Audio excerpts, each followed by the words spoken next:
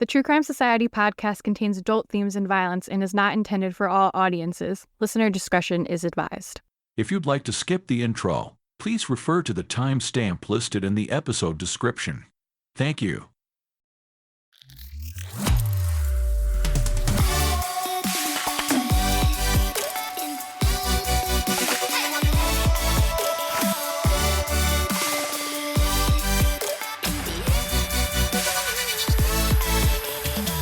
What's up, guys? Welcome back to another episode of the True Crime Society podcast with Stephanie and Olivia.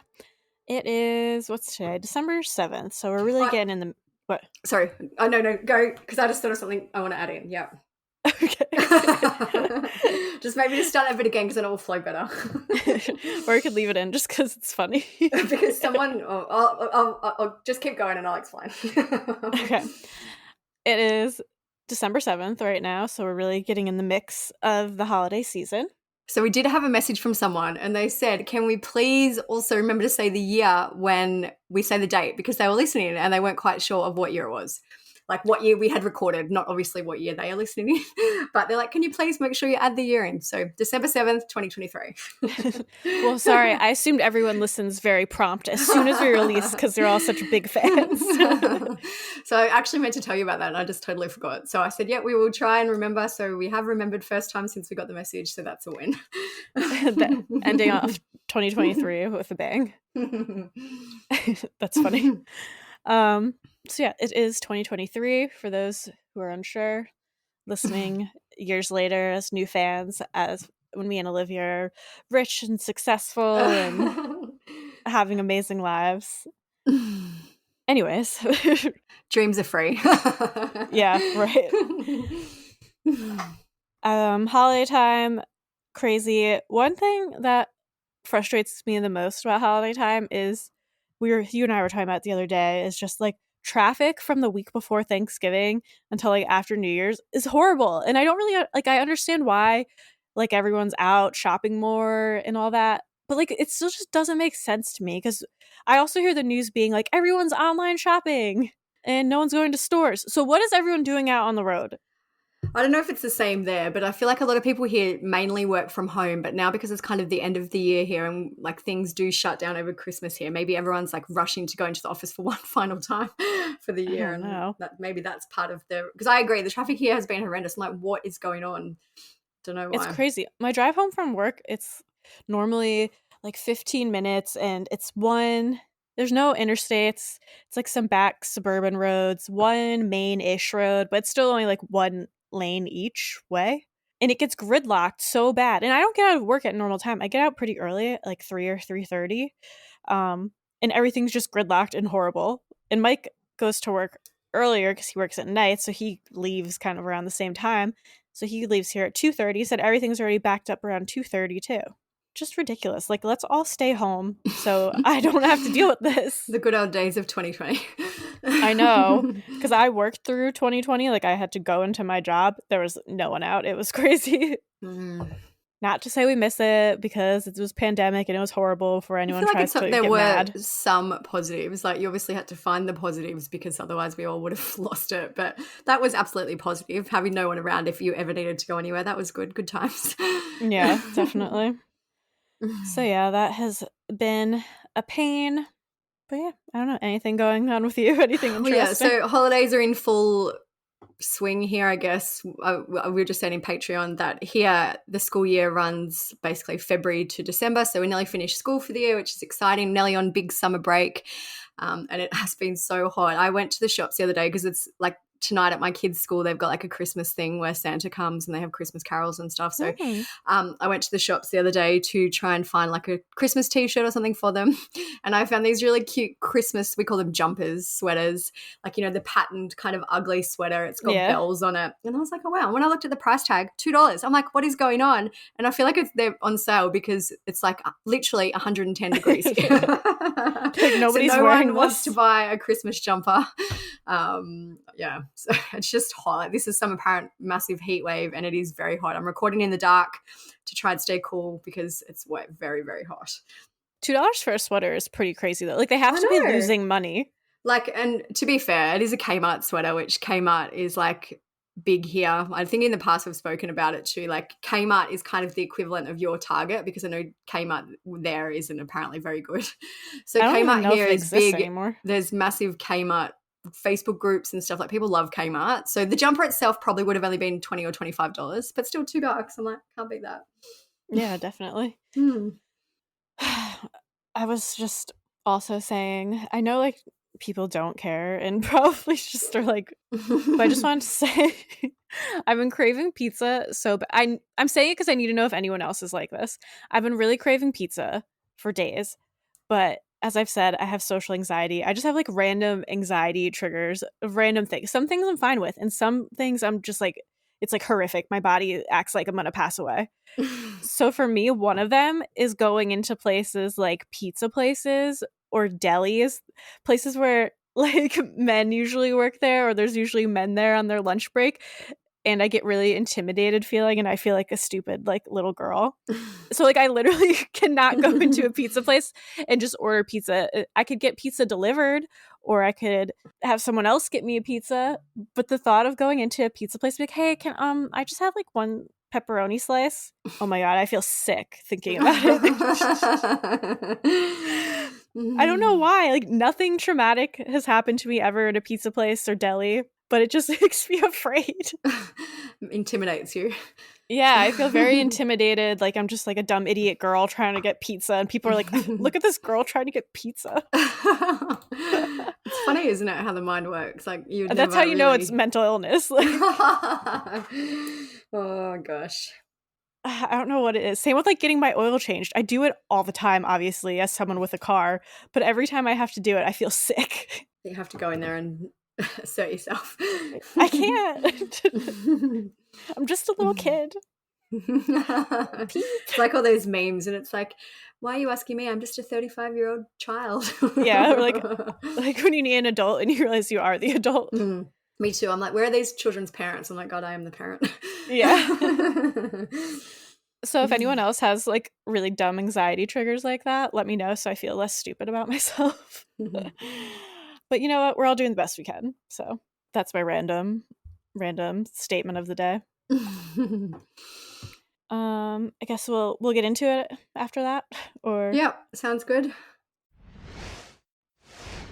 All right, so today we're going to talk about the case of the Skelton brothers, which I know a lot of people have followed, and I've always known the name. Like, I've heard of Skelton brothers before, I've seen their pictures, but it was a case I never really read too in depth about. And reading the notes for this, I was shocked, appalled. I couldn't believe I have never followed this case. Like, what was I living under a rock?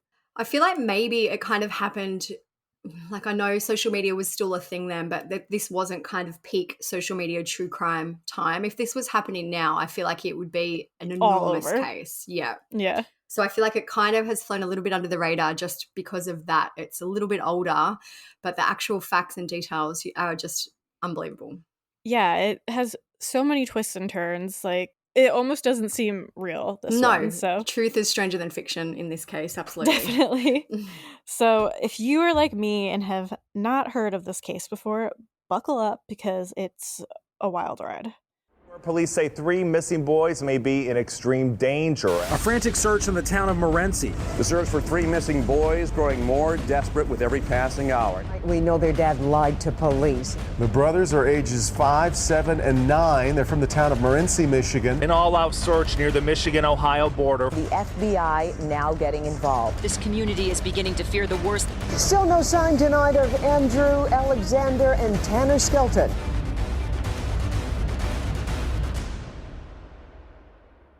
Friday, November 26, 2010, the day after Thanksgiving, the boy's mother, Tanya Skelton, tells Morenci police officer Ryan Hillard her husband, John, was supposed to bring the boys back to her, but he never did. An Amber Alert would be issued. The FBI would come to town. Massive searches spanning down through Ohio would begin. And I wonder, are they scared? Are they crying for me? Tanya, the boy's mom, left heartbroken. So it's hard to imagine them hurting for me. The people of the small town felt Tanya's pain. And many to this day still think of the boys daily. Everybody thinks about it, but time does cover things up. It's just, it's heartbreaking to me. Andrew was 9, Alexander 7, and the youngest, Tanner, only 5 years old at the time. Over the years, the National Center for Missing and Exploited Children created these age-progressed photos of what the boys might look like. Andrew Alexander and Tanner Skelton were aged 9, 7, and 5 when they vanished from Morenci, Michigan in November 2010. So the 13th anniversary of their disappearance actually just passed this November. And as of today, the boys would have been 22, 20, and 18. Morenci, Michigan has a population of just over 2,000 people. The Skelton family consisted of John Skelton, Tanya Skelton, her maiden name is Zoovers, and 3 boys. And I just want to say her name, a lot of people I think would say Tanya, but we've both watched videos and they all say Tanya. So it's not just me. I feel like I always have to defend myself. Getting before they, why did you say that? Yeah, I'm like, no, I swear I looked it up. We believe that Tanya has 2 other older children from previous relationships, and we've seen that she has daughters named Courtney and Brittany. Those are the 2 older ones? So there may be more, but I've only seen those 2 kind of named in the media. So she has at least 2 older daughters who are older than the 3 boys. Yeah. In the interview I was watching today, she talked about the 5 kids, so like the 3 boys and them, I think. And we also believe that John has at least 1 older daughter from another relationship as well. It seems at the time, I don't believe that all these children were living together, so they weren't the 6 children in the house. It maybe they kind of split the time between their other parents. But kind of the core household at the time, I guess the full-time household, was Tanya, John, and the 3 boys. So some background on Tanya. She was once a registered sex offender. She pled guilty to a misdemeanor of 4th-degree criminal sexual conduct for having a sexual relationship with a 14-year-old neighbor boy in 1998, and she was 32 years old at the time. I was just watching an interview, and she said that it was a mistake she made in her past, and she's moved on. Long before I met John, I made a mistake in life, and I paid that price and asked forgiveness and moved forward. John knew that before he met me. He knew about it before we ever started dating. And that is a selfish, low blow move to pull that out and say that that's what I was doing to my children, because that is no way near what happened in my life several years ago. So we believe that John and Tanya met in the late 90s and they were married in 2002. John worked as a long-haul truck driver and he found it hard to keep a job. He wasn't able to pay child support for his eldest child, and Tanya and John filed for bankruptcy in 2003. John basically got fired from job after job, and then when he got a DUI, he really could not get a job and basically spent all of his time online gaming. John approached Tanya about wanting to move to Florida to be closer to his family. He told her that he felt like there would be better job prospects in Florida. Tanya was against this move and told John that. As of mid-2010, it seems like Tanya and John's marriage was starting to fall apart. In September of that year, Tanya got a call from the Morenci Elementary School letting them know that John arrived at the school and had taken the boys. She was told that he said he was taking them to Florida and that he wasn't sure when they would return. He implied that they were primarily going on vacation, but did indicate that the boys may need the school to forward their records to a school in Florida. So Tanya, after hearing this, called the police, and the police managed to get in touch with John and convinced him to return the boys to Morenci. After this incident, Tanya filed for divorce, and when John found out about her plans, he was enraged. He again took off with 2 of the boys. The boys called Tanya the next day and said that they were back in Florida. Tanya managed to find out that they were in Jacksonville, and she packed up her car and drove to go get them. In response to her divorce filing, John asked the court to sever her parental rights based on her sex offender status, and the judge refused to do so. After the divorce, Tanya was granted full custody of the boys. Initially, she was hesitant to trust John with them, but things seemed to settle down, and after a few months, the boys were seeing their father regularly again. Tanya and John were amicable enough by November 2010 that she agreed to let them be at their father's for Thanksgiving. The plan was that he would have them from Wednesday and would drop them back off to Tanya on Friday. The boys were seen by a neighbor playing in the yard of their father's home on Thursday, November 25th, 2010, and this is the last time that they were seen.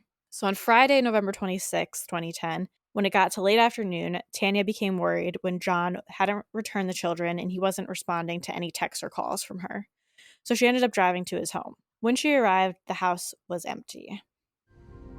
We had plans to meet, and I would get the boys back at 3 o'clock. And about mid-morning, I thought, if he's home, not doing anything, I'll see if I can get the boys early. That's Tanya Zuvers, the boy's mom. I called him, and he started with the stories. Well, we went away. We're in Jackson. I'll see if we can make it home. His van was in the driveway. I said, your van's in the driveway. Huh? Well, they came and picked us up because we didn't know where we were going. And at this point, I had no reason not to believe him. But each time I talked with him or texted with him, there was another twist. Something just wasn't setting right, and I'm going, ah. And then he finally said to me, well, I haven't been quite honest with you. I'm actually at home, and the boys are with my friend. That friend was someone he said he met on the internet. Her name, Joanne Taylor.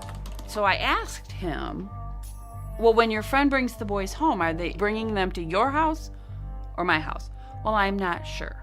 I said, well, how can I get a hold of her? Because if she's coming from Jackson, I can meet her somewhere. And then John dropped a bomb. He told her he was calling from the hospital. Skelton claimed he tried to hang himself. Tanya's worry turned to dread. I was starting to get a little panicky. I had gone to the house that the boys and I were living in because it was only a few blocks from his, in case this woman showed up at my house. Joanne Taylor never showed up. She discovered that John was in the hospital with a broken ankle. A friend had taken him to the ER earlier on Friday, and he told the doctors that he attempted to hang himself from a second-floor banister that day. He changed his mind in the process and tried to climb back over the railing and ended up slipping and falling onto the concrete floor below and injuring his ankle. There was no sign of the boys anywhere. Tanya called police and they rushed to John's house to search. The house was found to be in complete chaos. It looked like John had destroyed everything in the house, and Tanya described the scene saying, if it could be broken, it was broken. If it could be cut, it'd been cut. So I can only imagine what this house looked like. I wish there was have you ever seen pictures or anything? I tried to look quickly. No, I haven't seen anything. I'd love to see what the house looked like. Chief Weeks got right down to business. First step, an Amber Alert. They searched John's house. When they went into the house, there was broken dishes, things just thrown about, furniture broken, mattresses cut with a knife, dressers busted. I mean, there was just destruction everywhere. But frighteningly, there was no sign of the boys, and no one had any idea where they could be. A massive search effort was about to spin up with just one thing in mind: find the Skelton brothers. An Amber Alert was then issued for the boys. John was then placed under a psychiatric hold, and police began looking into his movements and his cell phone records. Police said John's blue Dodge Caravan was on the Ohio Turnpike along the Michigan-Ohio border between 4 and 7 a.m. on November 26th, and asked anyone who saw his car to come forward. John's stories to police kept changing. At first, he told them that he had left the boys with friends and that they would be back soon. Then was that he'd given them to a mystery woman because he didn't want them to be in the house when he killed himself. He then said that what he'd actually done was handed the children off to an underground organization for safekeeping. It's like red flag number one. If you're changing your story this much, you're hiding something. Yeah. In my opinion. John repeated stories of the organization being an Amish one. When interviewed, members of the Amish community said that even if the boys were with them, they wouldn't hide them from the police or their mother. So while the Amish don't use cars or electricity, they do keep themselves aware of current events going on through the newspaper, and the boys their pictures and stories were all over the news, so the Amish would have been aware of this as well. John told police that the group that took the kids said they would, quote, hibernate until they graduate. As of now, all of the boys would be over 18 and they have not come out of hibernation. So, one story where John gave alleged specifics was about giving the boys to a couple named Joanne and Mark Taylor. He said he met Joanne and her husband, Mark, a few years ago when he helped them with a vehicle, and that he and Joanne started an online relationship through email.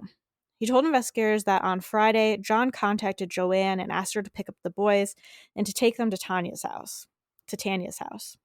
Joanne had arrived in a silver van, and she'd taken Andrew, Alexander, and Tanner. John said he hadn't heard from her since that morning. Police, of course, could not substantiate any of these claims. They did release some information about John's cell phone records. So around 4:30 a.m. on the morning of November 26th, so the day after Thanksgiving, and Thanksgiving is when they were seen in the yard, the phone started tracking from Morenci going southwest into Ohio. Around 5:01 to 5:04 a.m. was last time it pinged before being turned off around 20 miles away from Morenci and Holiday City, Ohio. It turned back on at 6:45 back at his house in Morenci. So basically there's an hour 45 minutes where he's just unaccounted for at like 5 a.m. So suspicious. Yeah. The cell phone hits, and specifically, how do we know John Skelton was in Holiday City that morning? Well, we don't know exactly where he was. We just know that the phone pings or the phone tower hits put us in an area that was very consistent with the local distance between Holiday City and Morenci.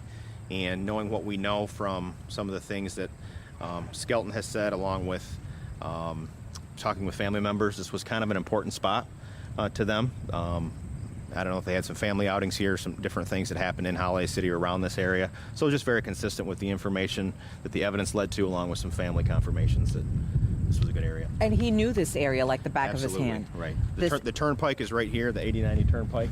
And this area was thoroughly searched. Absolutely. Yes, we searched. We had some information that put us in this area, mainly the cell phone pings, but some other things as well. And we had search teams down here for multiple days, searching buildings, hotels, dumpsters, pole barns, everything that was in the area that could be searched, we searched. Because it sounds like initially the investigators who were on the case thought, okay, this is where the boys are. Correct. This was, again, with all the information that we had leading up days after it happened, we really thought this was the place where we would find the boys. And it is a very, you described it, it's very rural. It's very, there are a lot of back roads, there is a lot of farmland. Right. And in order for us to search, we search everything that we can, even with a search party of 100 people. You can search an area or an open field like that very thoroughly. However, there's just hundreds upon hundreds upon hundreds of acres. And so it really is a needle in a haystack.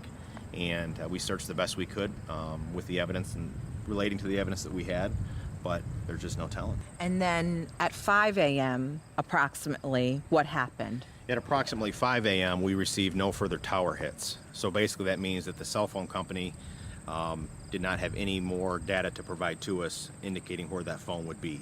So the phone either was turned off, which I believe probably happened, or the phone could have died, battery could have died, and then we did not get any further data from the phone tower hits until I think it was like 6:34 in the morning, and that phone was back at his house.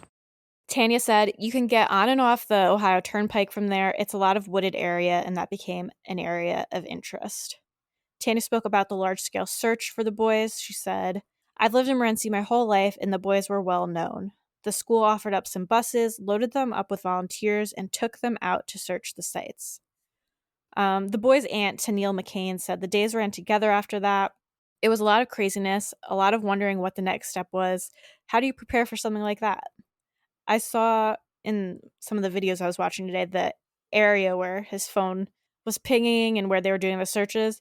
Not only is it wooded, there's like massive crop fields, like huge crop fields for miles. And even the detective that was in the video, he was saying like you could search this really, really thoroughly, but with the fields being so dense, like you could still miss something.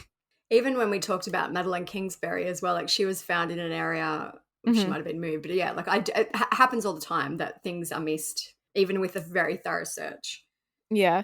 In the Halloween episode we did for Patreon, one of the girls that was missing, I was looking at clips for it, and she went missing in an area as well with a lot of cornfields, and the reporter in the video actually proved the point of, like, he took literally 2 steps back into the corn and you couldn't see him at all.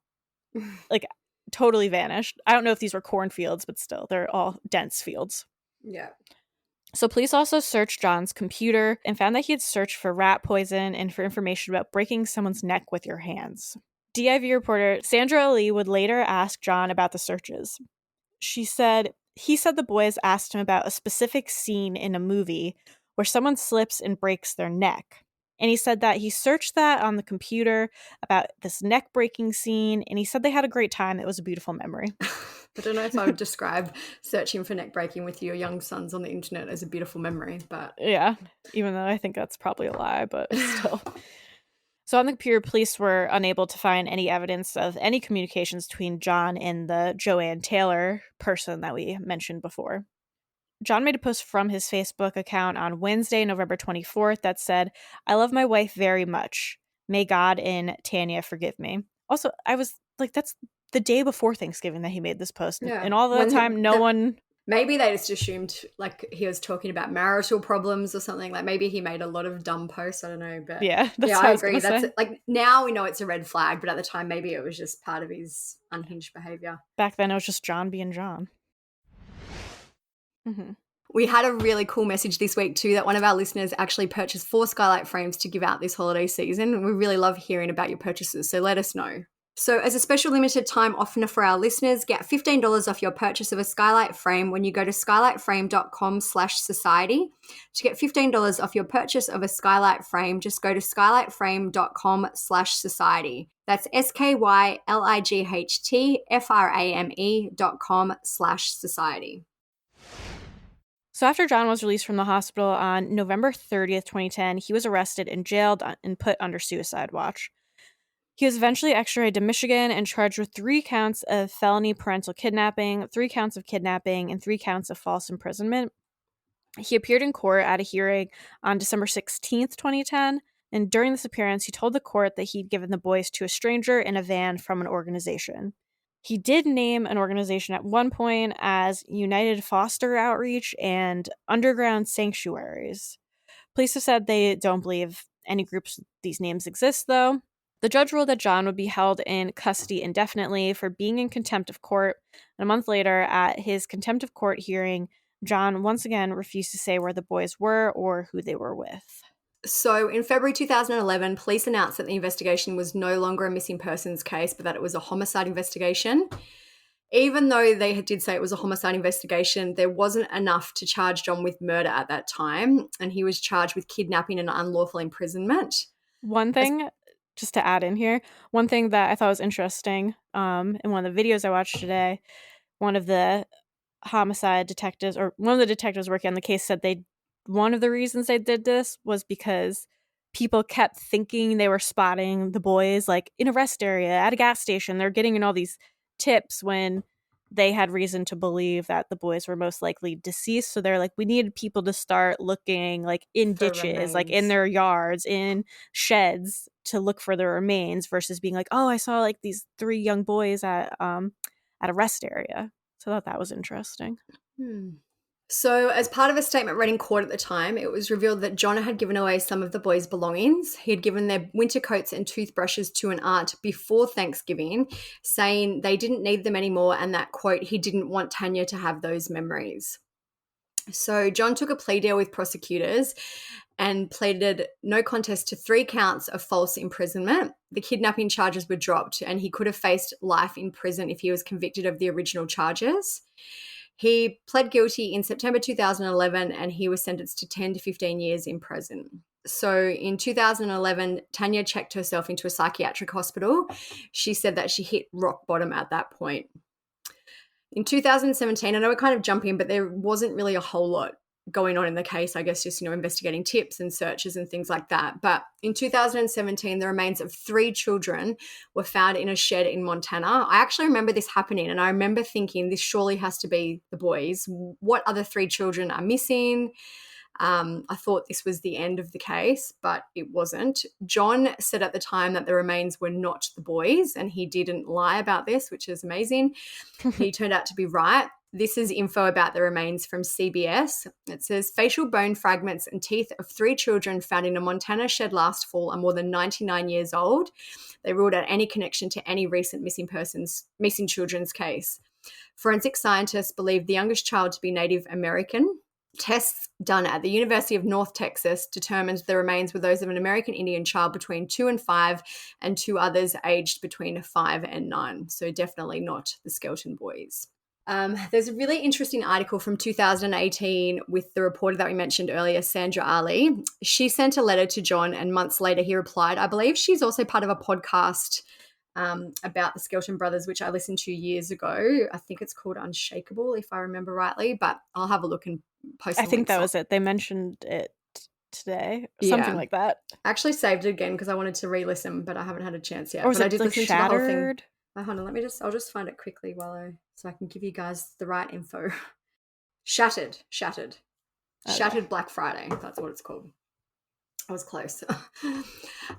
So this is part of the letter that John sent back to Sandra. I'll read out parts of it. It's very long, and I'll link the whole article in the blog. But he writes, Dear Sandra, I am doing okay. My vision is rapidly going. As far as how I am being treated, I was put into segregation for 4 years. I never did anything wrong, and it was never explained to me why I needed to be in seg. While every other prison I was in general population. Just recently, September 30, 2017, they let me out of segregation. He then goes on to talk, like he kind of indicates that he's lonely, which wouldn't be surprising in jail. Yeah. He says, I'm sure you don't want to be a real friend to me, but I wish we could. I don't get much mail now. That's why it took me so long to write to you. I was suffering from depression. As for people wanting to hear about my need to keep my boys safe, I think Tanya has the victim card and society is against me, not her. I'm the one in prison, not her. She got off the sex offender registry. Tanya has absolutely no concept of nuclear family. She destroyed ours by her selfishness. That is the biggest sore spot with me. We can talk more about that later if you want. He signed his letter without wax. Basically, it translates to Sin Sarah, which over time has changed to sincere or sincerely. It has an interesting backstory. Sculptors would fill in any mistakes with wax, but a perfect sculpture, one without any nicks or imperfections, would then be without wax. So this kind of indicates that he's signing off his letters, indicating that he's being authentic, not covering anything up. I didn't take him for such an intellectual. Yeah. So John also sent the reporter a recipe, and he seemed to be encouraging her to visit him in prison. He said, you are not on my visitor list. I will put you on it. Have you filled out the application? I have not wrote you because I am still processing all the negative stories about me on the news a few weeks ago. I'm not ready for an interview. Those news stories really jeopardize my safety, and quite a few people no longer speak to me. He then goes on to say, I'm glad you like the recipe I sent. I hope you try it. I have my cinnamon roll recipe I'm going to send you. They are very versatile, not to mention yummy. Then he goes, if you send an email to the warden asking to see me, you may be able to without being on my visitor list because you're a reporter. I will write again. I hope we can be friends. So we did learn also in the article about some kind of misconduct by John in prison. On May 13th in 2013, he was charged with Class 2 misconduct. So when they did a shakedown of his cell, they found a stinger. A stinger is basically taking 2 wires from something that can be plugged into an outlet and stripping it. And they use the live wires to heat water. This is obviously dangerous and illegal. They found a stinger in a toilet paper roll in his cell. John was ordered to pay $2.69 in restitution, and his privileges were taken away for 3 days. On August 18th, 2016, John was charged with throwing his food tray at a guard. The short version of this story is that an officer brought John the food. When John received it, he placed a tray he had from the meal before in the slot, so the officer couldn't shut the slot with the new tray. John then threw one of the trays at the guard, narrowly missing his leg. The guard said that prior to this kind of food throwing incident, John was screaming and yelling. John did admit to throwing the tray, but said his throw was in the opposite direction and that his reason for doing so was because the officer was very forceful in grabbing the tray. He got 10 days of He got 10 days of detention for this offence. So Sandra, the reporter, did end up going to the prison to speak with John. She spoke about her experience and she said, I walked right over to him. I shook his hand and he started sobbing. He just broke down and started sobbing, and I was completely caught off guard by that. I sat down. The chair that was available was right next to him. So we sat side by side the entire time, and he said, I'm sorry, I don't mean to cry like this, but I haven't shaken anyone's hand in years and I haven't had any contact, no contact visitors in many, many years. So the meeting was at lunchtime and Sandra offered to get John something from the vending machine. He said, can you look and see if they have Doritos? And he goes, I'd also really appreciate a hamburger. So the inmates aren't allowed to get out of the chairs. So Sandra went, she got Doritos and she microwaved John 2 cheeseburgers. She said he kept saying, I haven't seen or touched a Dorito and I can't remember when. So he was very excited about the Doritos. I would be too. John also spoke a lot about the boys to Sandra. She said he went into great detail. He talked about the last meal he cooked for them. He said he made their favorite meal, which was fried chicken. They all sat around the kitchen table and all ate fried chicken, and they made a cake, a homemade cake, and they sat there and ate the cake. And basically he said that cake was left in the house when detectives came through on the Friday. John also talked to Sandra about handing the boys off to people from a group called the Underground Sanctuary. The people had been to the house 3 or 4 times before, apparently, and John told the boys they were going to live on a farm with another family for a short period of time. Sandra asked him, did you just stand there and watch this van pull away with your 3 boys? And he said, yes. Sandra said John specifically said Underground Sanctuary. She asked him several times, John, who is this group? And he finally said, Sandra, I already told you. I told you the names before. It's the Underground Sanctuary. And I said, well, where is this sanctuary? Where are they from? And he said, today they have ties to Pennsylvania, but I know they took Tanner, Alexander, and Andrew to a farm on the Ohio-Indiana border. Sandra asked John, how do you know that they're safe after all these years? She said, you're saying you did this to protect them. How do you know when you gave them away to basically strangers? And he said, I have to have blind faith. When I first went through this, I was like, what does he think he's protecting them from? But I guess he thinks he's protecting them from Tanya because he was accusing her of sexually abusing them as well, I guess. Yeah, that's what he's indicated, basically, that Tanya isn't, like, obviously mother. No one's insinuating that Tanya did anything to the children, but that she's not totally innocent in the situation. No, he's insinuating that, Yeah. That has all been investigated. I was investigated. I was interrogated as well. My house was searched. My computer was searched. All of my stuff was gone through as well. There were interviews with school teachers, school administrators, church people, friends, all kinds of people. School administrators and teachers who are trained to see abuse in children, who said to the police, I have never seen children more loved and cared for by their mother. Those children were not abused. There is no way. And anyone who truly knows me knows that my children come first, always have, always will. The next interview features comments from John Skelton's sister and parents. He says they're safe and sound, a very specific message John Skelton asked his parents to share during the first visit they had with their son, where he's housed here at the Lucas County Jail. The visit lasted a half an hour. Via video, his parents, Roxanne and William, convinced their 3 grandsons, Andrew, Alexander, and Tanner, missing since Thanksgiving, are alive and well. They say their son wouldn't tell them where they are, only that he didn't want them to be with their mother, Tanya. Seems far-fetched, this story. Right, it does.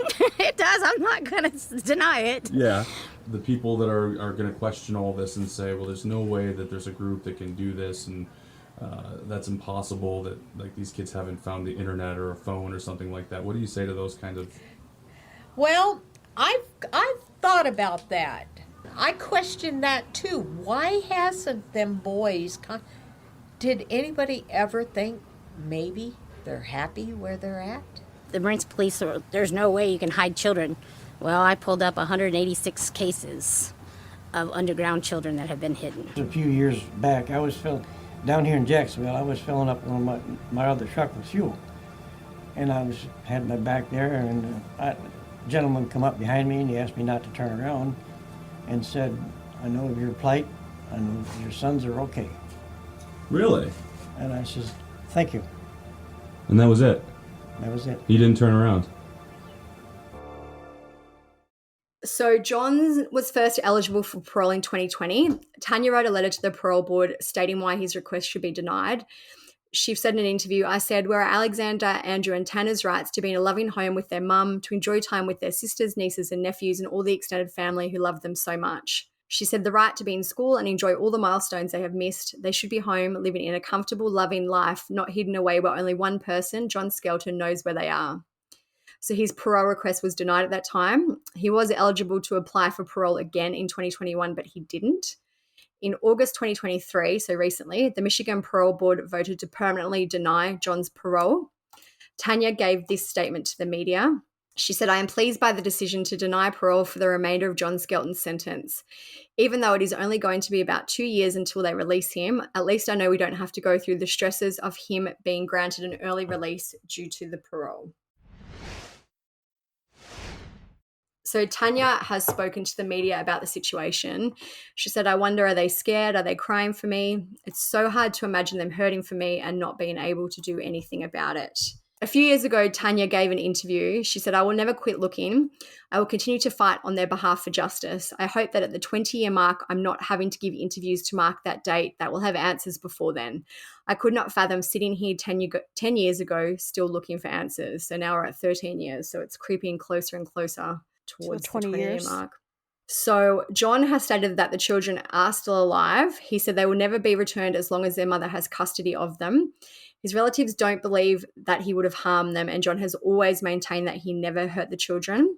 I did read some earlier articles that say that Tanya also believed that John didn't hurt the children, but there is an August 2023 article from WTOL.com where she says she believes the boys are dead. I feel like this is kind of a moot point for his argument now because they're over 18, so essentially the custody wouldn't be an issue anymore. Yeah. So a lot of his stories about, the hibernate till they graduate and the Tanya having custody are no longer valid arguments in the case. So the police have said that the case is still open and being actively worked on. Lieutenant Detective Jeremy Brewer said, as a police officer, you're realistic. You have to be realistic because you've had cases that some are solved and some are not. On a case like this, with the magnitude, with the resources we have directed towards it, I firmly believe without a doubt that we will get some type of closure on it one day. John's prison term does expire on November 29th, 2025, so he is not long at all away from being released. I guess if they find the boy's remains, they could obviously look at different charges, but at this point, with how it stands, he will be released in about just under 2 years. Mm-hmm. So in terms of theories in the case, I really think there's only kind of two possible scenarios. So I guess there are, maybe three. But so the first one is that John really did give the kids to someone, either to this Mark and Joanne or to an organization. The second one is that John did hurt the kids in some way and they are deceased. And I guess the third could be a real out there one, whereas it was some random thing. But he has never... he knew where the kids were last. He's never, ever even brought that up as an option that they were kind of abducted by a random person or something like that. Yeah. I asked on our Instagram what people thought, and a lot of people said that maybe his opinion of hurting the kids is different to everyone else's. For as a possible scenario, maybe he left the kids somewhere with no means to look after themselves and they died because of exposure or hunger or dehydration. So essentially, by him saying that he wouldn't have lied, he didn't actually physically hurt the kids, but he left them to die. Mm-hmm. My personal theory is that he absolutely murdered those children on that morning, and they just dumped their remains, and for some reason, no one has ever come across them. I think another thing I just wrote down as we're talking, I agree. I think he 100% murdered them on either Thanksgiving night or the morning of Black Friday. I think it was probably Thanksgiving night. because he mentioned to that reporter how before they disappeared, like they made their favorite foods and they had cake. Like I wonder if that was because he knew what he was gonna do, Kind of their last supper, and yeah, like in a sick way, like was giving them all the things they like.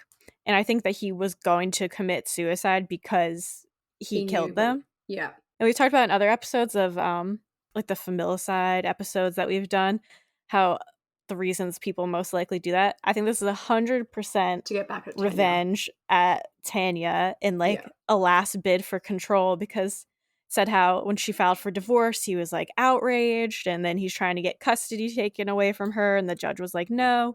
So I think this is all just a big fuck you to Tanya, and that he's just telling himself it's to protect them, but really it was just he wanted the control back. And I don't really even know why we're giving any credence to the fact that he said he didn't hurt them when clearly he's a liar. He's lied about everything. Like, why wouldn't he lie about that? And yeah, in his mind, maybe he thought that he was saving them and, saving them from Tanya. He's definitely not mentally sound. No. So yeah, I don't think there's ever an organization that is all made up, in my opinion. When we did ask on Instagram, I would say 99% of answers were John absolutely killed them or left them to die and knows basically what happened to them. One person did say maybe they're in Canada. I feel like if they were alive, surely they, it's even a bit like Alicia Navarro. They could come forward and say, we don't want anything to do with Tanya. And they're old enough now to make that decision. But I just feel like there's been no contact, no sightings. It's like I would, sometimes I'm a bit hesitant, but I would say 99% those boys have passed away, I would believe. And even if they were taken and like brainwashed to some extent, like those stories that you hear of kids kidnapped as babies and they didn't know that they were missing, or they just like never even knew that they were like an abducted kid. I feel like they were all old enough, even though they were still very young, to at least know like something weird happened, where if they heard this story, they would have come forward. Like the oldest boy was 9. My daughter is 10. She would absolutely remember. Like I know the 5-year-old might have a few more, like the memories might be a little bit hazier, but I agree. The older two were old enough to remember at least some of it. Yeah, so I don't think it's like something like that. I think he just killed them. Oh, and another thing I was thinking of while I was going through the story for the first time, when it was pretty clear that he most likely killed them, and I was like, wow, I wonder if they searched the house for like any biological evidence, any like blood, anything like that. They said the house was like a massive mess apparently, but then also his searches of how to break a neck. If he strangled them, I don't think that would have left behind much evidence. Like obviously there's going to be evidence of the kids in the house because they were in the house, like we know they were in the house, but if he strangled them to death, like that's not going to leave behind blood or anything like that. And they were little enough that he could have just done that. Like they weren't like teenagers that could fight him. And if the rat poison kind of Google search had anything to do, like I have no doubt that would be a horrible, painful death, but how much kind of evidence would it leave behind? He could have, like, there's a whole bunch of ways he could have, like, both those methods, either breaking their necks or even the rat poison, wouldn't be kind of as forensically messy as gunshots and things like that. They would be much easier to cover up and have less, especially if he's trashed the house. Do you know what I mean? Like, imagine trying to find any evidence in a trashed house. It would be so much harder. Yeah. I just had like a sad thought of like, what if he put rat poisoning in their like last favorite foods that he was then talking about with the reporter? I know that Tanya is no angel and she's done the wrong thing, but just as a mother, I just can't even imagine having to deal with this it's been over a decade now, not knowing where your 3 children are, not having, I know it's called ambiguous loss when a person is missing, when you probably know that they are deceased, but you have no closure. There's always that tiny bit of hope that maybe they are alive. So it's kind of a different kind of grief and loss than knowing that they are dead and having their remains to bury. Yeah, it has to be hard.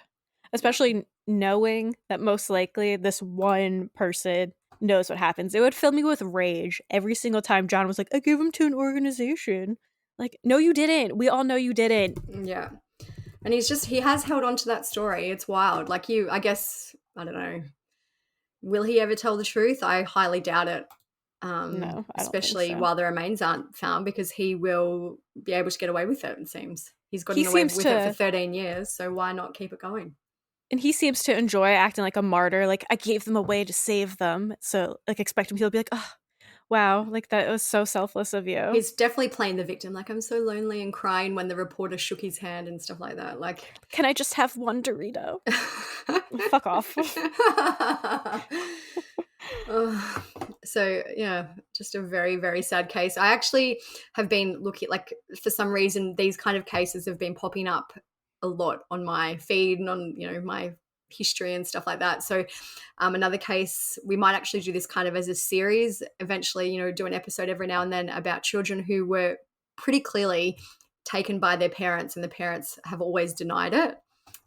One case that I followed for a long time is Timothy Pitson. His mother picked him up at school. That was also kind of a custody thing, I believe. And she took him to like an amusement park. And then they were last seen in CCTV at a hotel. And then the mother took a life in the hotel. So Timothy, he's been missing since 2011. Kaylee Anthony. Yeah. Was technically one too. Yeah. So she gave her to like a babysitter. Yep. Yeah.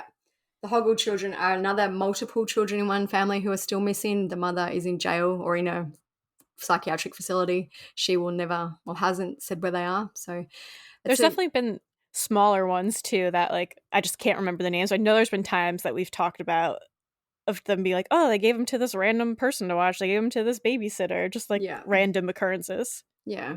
So that's really it for this story. Hopefully we'll hear some updates soon. Fingers crossed. That would be amazing to get some updates in this case. Most years there kind of seems to be like an anniversary article where they just kind of rehash. There have been some age progressions of the boys. I don't know. They look pretty generic. I don't know if they would help anyone to actually identify them if they did see those boys, if they're alive. But I guess at least it shows that the case is still, you know, being on the worked people's on. minds. Yeah. I've been wanting to find more cases like this, kind of like unsolved cases from the 2000s, kind of like we just did Missy Beavers and this one. So if you have any other good, interesting ones, or even solved ones if they were a big deal, send them our way, because I think they're like current, but some are old enough that people like just kind of forget about them. So I'm interested in finding more of those. If you have any ideas, shoot them over to us on Instagram or Facebook. Message us. Instagram is the most reliable. Yeah, Instagram's Facebook, most we don't reliable. often see it. No, because Facebook is just horrific with all of that. So yeah, send us an Instagram message if you have any ideas. Would love to do more ones like these. That's it. So everything will be on the blog, as it always is, truecrimesocietyblog.com. Follow us on Instagram at True Crime Society, and we have our personal accounts. Mine is StephSum_. Olivia's is TCS Olivia. And if you want to hear this episode and all the episodes when we started Patreon without ads, go check us out on Patreon. We also do weekly bonus episodes, which is cool, and we have some chats on there where we could chat, and we send pictures of our pets and whatever we feel like talking about. So check us out on Patreon. And also, if you join Patreon like now, you'll have access to all of the bonus episodes we've done, like a backlog of them. So it's not just going forward. So that is cool as well. We do have a week off coming up over Christmas time, so maybe that's a good time to join Patreon and catch up on the episodes while you have a spare week. Yeah, because you'll miss us so much, I'm sure. Like, you'll be spending your holiday break being like, I just miss Stephanie and Olivia so much. Do you know, I do that though with the podcast that and because for me, that's my like holiday time, and I'm like, far out, just give me a new episode. I have time now. I know. I actually feel the same way. Like, when they skip weeks for holidays, like the big podcasts I listen to, I feel kind of sad because I'm like doing the dishes or something or some task. I'm like, oh, I wish I could listen to a podcast. Yeah. And even when I know it's coming, I kind of try and save up episodes. So I'm like, oh, I'm busy this week. I'll just save that for when I can listen another time. Yeah. Yeah. So join the Patreon for that. And all the usual stuff. Leave us a nice review, rating. Make sure you're subscribed on Spotify or wherever you listen. It's a big help to us. And that is it. I hope you guys are surviving this holiday season. Stay safe out there with all the craziness. And thank you guys for listening. Peace out. See ya.